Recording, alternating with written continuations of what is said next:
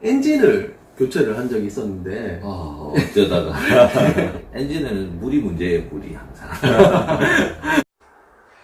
구독, 좋아요, 알림까지 부탁드립니다.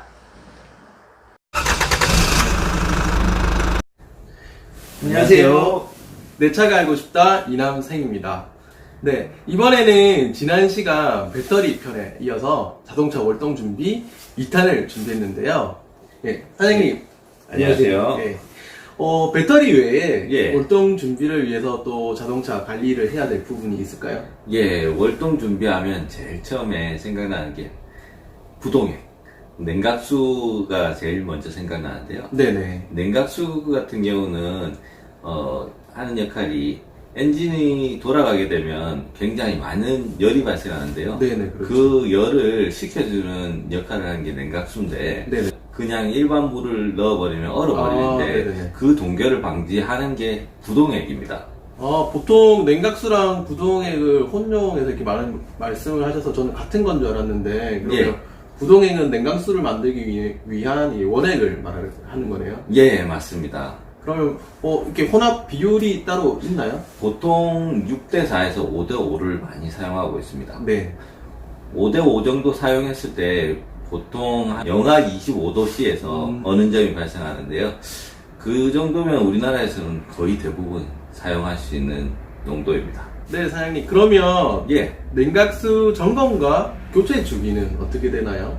보통 냉각수는 요즘 차량 같은 경우는 거의 대부분 알루미늄 엔진을 사용하기 때문에 초반 교환 주기가 굉장히 길어졌습니다. 그래서 처음 나왔을 때 한 10년 동안은 거의 교환을 안 해요. 10년요? 예. 그리고 20만 킬로까지 가는 부동액이 거의 대부분이고요. 네네네. 근데 교환을 한번 하게 되면 이제 그 뒤로는 2년에 4만 킬로마다 한 번씩 교환을 해줘야 되는 게 맞습니다. 사장님, 이게 기간이 길다 보면은 예. 자칫 까먹고 넘어갈 수도 있을 것 같은데, 예. 그거 확인을 어떻게 하면 되나요? 교환 주기는 10년 잡혀있지만 팬벨트 교체할 때 워터펌프가 꼭 항상 들어가요. 네네네. 그렇게 워터펌프를 교체할 때는 냉각수가 필히 들어가게 돼 있거든요. 그때 한번 교체하신다고 생각하시면 됩니다. 냉각수 보조 탱크에 보면 미니멈 민이라고 되어 있는 부분과 네. 폴이라고 되어 있는 선이 있습니다. 네네네. 자세히 보시면 그 부분 사이에만 오시면 손을 절대 대시지 마세요. 네. 그러면 그 부분 이상으로 오버 충전을 한다던가 하면 차가 자연적으로 뱉어버립니다. 사장님, 혹시 예. 워셔액도 액체인데 그것도 올 수 있나요? 예, 워셔액 같은 경우는 물이 아니에요. 그거는 에탄올이 뭔지 잘 아시죠? 술이거든요. 술이죠. 네. 예, 그래서 뿌리게 되면 술 냄새가 나는데 물을 절대 부으시면 안 돼요.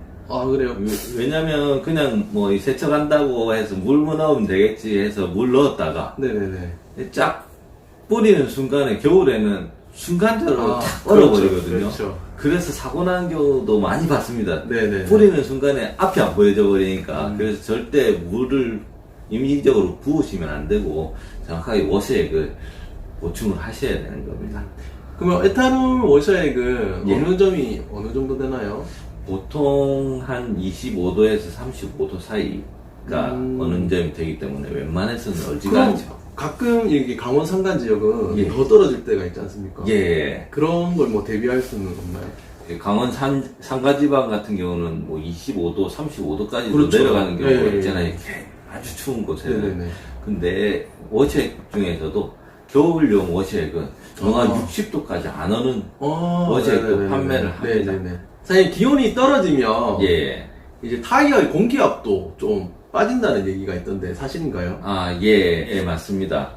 온도가 낮아지면 풍선이 쪼그라드는 거하고 똑같이 타이어에 있는 공기도 수축하게 되면서 공기압이 낮아지게 되어 있는데요. 네. 이럴 때는 예전에는 운전자분들이 몰랐어요. 그렇죠. 그래서 그냥 타고 다녔었는데 요즘에는 TPMS라는 시스템이 생겨서 계기판에서도 공기압이 얼마나 빠졌는지 알 수가 있습니다. 네네. 그래서 그로 인해서 저희가 조금 고생을 하고 있는데요. 예, 11월 달쯤 되니까 갑자기 온도가 떨어지면서 이제 긴급 출동을 막 불러대기 시작합니다. 네네네네. 뜬다고. 가보면 전부 다 공기압이 없어서 그래요. 네네네. 여름에 이제 공기압을 충전했던 게 충분치 않으면 네. 이제 지금 이제 수축하면서 공기압 경고등이 들어올 정도로 이제 압력이 떨어지게 돼 있는데요. 아, 네네네. 뭐 겨울에는 이제 여름보다는 한 10% 정도는 공기압을 많이 넣어가지고 다니시는 게 좋습니다. 네. 아무래도 공기압이 떨어지면 좀 제동력이나 이런 조향 같은 데도 문제가 되는 거죠. 공기압이 떨어지면 제동력은 오히려 더 좋아져요. 아, 마찰 부분이 넓어지는 거죠. 예, 그렇습니다. 공기압이 떨어지면 제동력은 좋아지는데 고속주행에서 이게 타이어가 접혔다 펴졌다 이거를 반복하면서 타이어에 열이 발생해요. 네네. 그렇게 돼버리면 열이 발생해버리면 이제 타이어가 물렁물렁해지거든요. 네. 겨울철에도 터질 수가 있습니다. 아. 그래서 이제 공기압을 적정 수준으로 유지하는 게 제일 좋고요. 네. 그리고 공기압이 떨어지게 되면 연비가 굉장히 떨어져요. 첫 번째. 네. 중요하네요. 예. 코너링이라든가 이럴 때 출렁출렁하게 돼서 조금 안정감이 떨어지게 돼 있죠. 네. 그러면 윈터 타이어라고 또 있더라고요. 아, 예, 윈터 타이어. 이거는 뭔가요? 보통 보면 강원도에서 네네네. 좀 많이 사용들을 하시는데요. 부산은 많이 사용을 안 하시더라고요. 네네네. 그 윈터 타이어 같은 경우는 겨울철에 접지력이 좀 좋아지거든요. 아, 네네네. 그래서 이제 많이들 장착을 하시는데 단점이 뭐냐면 윈터 타이어는 조금 소음이 큽니다. 아, 겨울철에 아무래도 뭐 타이어 교체 시기가 맞다면 예, 또 교체를 아무래도 하면 좋을 것 같긴 사용하시는 한데 게 좋죠. 또 그런 타이밍이 안 맞는 분들이 꽤 많으실 것 같거든요. 예, 그런 근데 분들은 뭐 그런 분들은 보면 타이어를 6개월 쓰고 4개월 쓸 건 아니잖아요. 네네. 그렇기 때문에 윈터 타이어를 만약에 구입하시는 분들은 자주 가는 정비소나 이런 데 타이어를 맡기시고 아. 겨울에만 잠깐 사용하셨다가 또 여름 시즌에는 또 일반 이제 사계절 타이어를 쓰시고 그런 방법도 있죠. 네네. 윈터 타이어가 있더라도 눈이 많은 곳에는 소용이 없습니다. 솔직히. 아, 그래요? 제일 값은 스노우 체인이 제일 아, 값이고요. 네. 그리고 뭐 스노우 체인도 너무 장착하기도 힘들고 그렇다 싶으면 요즘 뭐 스프레이 체인식으로 아, 네네네. 나오는 이제 스프레이 체인이 많이 그게 효과가 있더라고요. 있나요? 어느 정도 효과는 있습니다. 아무래도 체인 직접 구르는 체인보다는 떨어지겠지만 네네. 아무래도 간편하고 뭐 비상시에 사용하기 쉬우니까 그런 방법도 좋은 방법 중에 여성 하나입니다. 운전자분들이 좀 예, 이용하잖아요. 맞습니다. 근데 이 스프레이 체인 같은 경우는 이제 시간이 한 2시간 정도로 짧기 때문에 그 점 참 유의해서 사용하셔야 되고요. 사장님, 그럼 브레이크 쪽은 예. 겨울철에 뭐 문제가 없을까요? 아, 브레이크 쪽에는 브레이크 액을 좀 잘 봐주셔야 됩니다. 브레이크 오일 말고 브레이크 액이요? 예, 브레이크 액은 원래 오일이 아닙니다.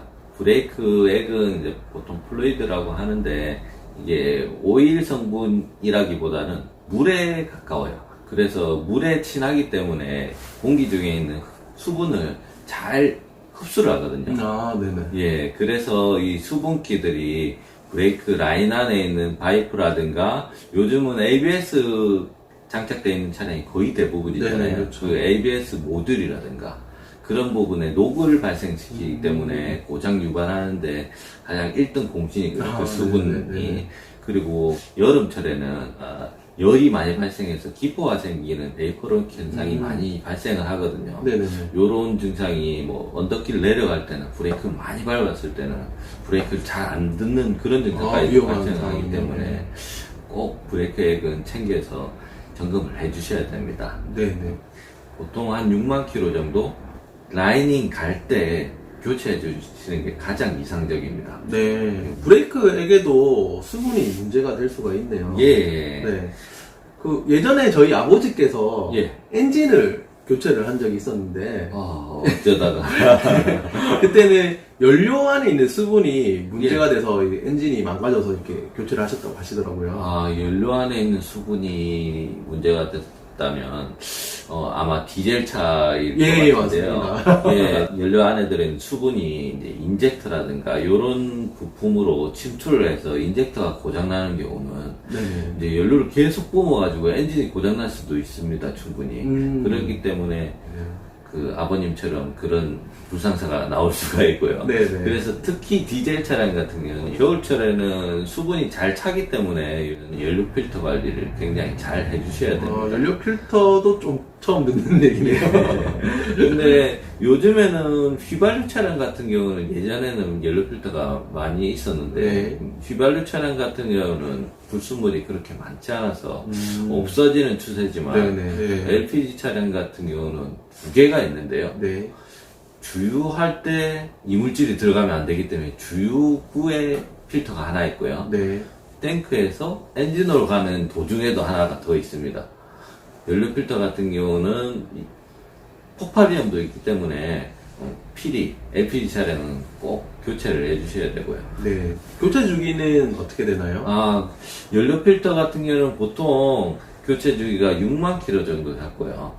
디젤 차량 같은 경우는 연료 필터만 있는 게 아니라 연료 히팅 기계가 또 연료 필터 안에 따로 있어요. 네네. 그래서 처음에는 연료 필터 이제 카트리지만 교환하시고 두 번째 교환할 때는 히팅까지 같이 되는 어셈블리로 교환해 주시는 게 좋습니다. 그리고 한 가지 팁을 드리자면 연료 탱크 안에 수분이 적게 들어가게끔 그 방법 중에 하나가 주유를 가득하는 방법입니다. 가득하는 것만으로도 수분 침투를 막을 수가 있어요.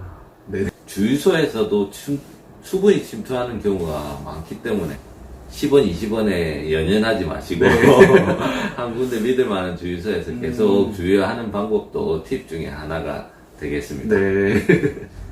사장님, 그러면 예. 그 밖에 다른 것도 더 신경 써야 될 부분이 있을까요? 예. 요즘에 우리나라가 4만 4원에서 이제 4만 3위로 이제 넘어가고 있지 않습니까? 네, 네, 그래서 그만큼 미세먼지가 많아지고 있는데 그렇죠. 제일 관리해 주셔야 될 게 아무래도 우리 몸 아니겠습니까? 예, 네. 그러려면 미세먼지를 이제 막아줘야 되는데요. 그 중에 하나가 에어컨 필터, 항균 필터라고 보통 많이들 하는데, 네네. 항균 필터를 잘 관리를 해 주셔야 됩니다. 예. 자동차가 지나가면 지나갈수록 계속 공기를 빨아들이기 때문에 네네네네. 난 히터 안 트는데 이렇게 얘기하시는 분들도 많은데 히터 안 틀더라도 먼지 다 들어옵니다. 그렇기 때문에 히터 이제 항균 필터를 꼭 이제 점검을 해주셔야 되는 거고요. 네. 그 교체 주기는 네. 보통 한 6개월 정도 보시면 됩니다. 많이 운행 안 하시는 분들은 1년 정도까지도 잡아주시는데 네네. 최소한 1년에 한 번씩 꼭 해주시는 게 바람직합니다. 네, 알겠습니다. 예. 네, 사장님 오늘도 네. 좋은 말씀 정말 감사드리고요. 네. 네, 다음에도 더 좋은 정보로 찾아뵙도록 하겠습니다. 네. 감사합니다. 내 차가 알고 싶다에서는 카센터에서 자동차 정비를 받으시면서 호구가 되었던 경험이 있으신 분들이나 평소 내 차 관리나 정비 시 궁금한 점이 있으셨던 분들의 제보를 기다립니다. 그런데 말입니다. 구독과 좋아요, 알림까지 부탁드립니다.